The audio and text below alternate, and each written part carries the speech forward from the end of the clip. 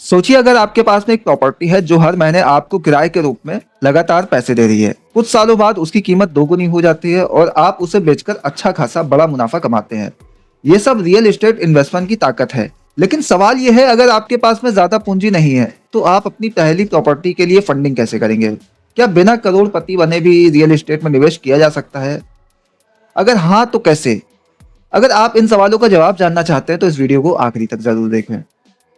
Real estate में निवेश हमेशा से ही धन बनाने का एक बेहतरीन तरीका रहा है, लेकिन इसकी सबसे बड़ी चुनौती होती है फंडिंग। बहुत से लोग सोचते हैं कि इसके लिए बड़ी रकम चाहिए, लेकिन सच्चाई यह है कि सही स्ट्रेटेजी और सही फाइनेंसिंग ऑप्शन के साथ में आप कम पूंजी में भी अपनी प्रॉपर्टी खरीद सकते हैं।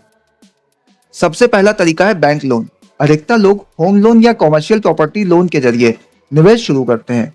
अगर आपका क्रेडिट स्कोर अच्छा है तो बैंक आपको 80 से 90% तक लोन दे सकता है और आपको केवल 10 से 20% डाउन पेमेंट देना होगा।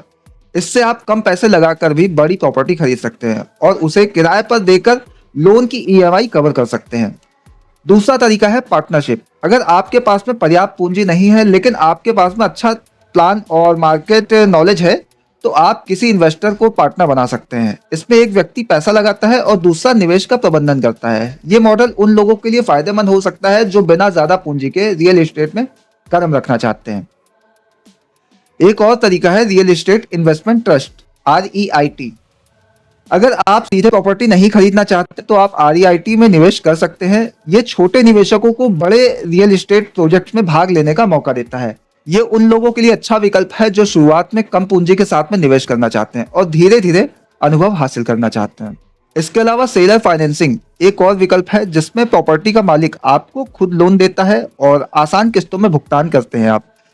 ये उन मामलों में कारगर हो सकता है जहां बैंक लोन ना मिल पाए या डाउन पेमेंट की समस्या हो। कुछ लोग फ्लिपिंग स्ट्रेटेजी अपनाते हैं, यानी वे कम कीमत पर प्रॉपर्टी खरीदकर उसमें थोड़ा सुधार करके ऊंची कीमत पर बेचते हैं। यह तरीका उन लोगों के लिए अच्छा हो सकता है जो कम समय में मुनाफा कमाना चाहते हैं, लेकिन इसके लिए बाजार की समझ और सही डील खोजने की क्षमता जरूरी है। रियल एस्टेट में सही फंडिंग स्ट्रेटेजी अपनाने से आप बिना ज्यादा पूंजी के भी बड़ा पोर्टफोलियो बना सकते हैं, लेकिन इसके लिए सही प्लानिंग, रिसर्च और धैर्य की जरूरत होती है। अब आप बताइए, अगर आपको पहली प्रॉपर्टी खरीदने के लिए फंडिंग करनी हो तो आप कौन सा तरीका अपनाएंगे? नीचे कमेंट में अपनी राय जरूर दें। जब तक तुम खुद को इज्जत नहीं दोगे, दुनिया तुम्हारी इज्जत नहीं करेगी। अगर लोग तुम्हारी इज्जत करना छोड़ दें तो ये तुम्हारी जिम्मेदारी है कि तुम उन्हें कैसे समझाओ। कभी भी अपने आत्मसम्मान से समझौता मत करो।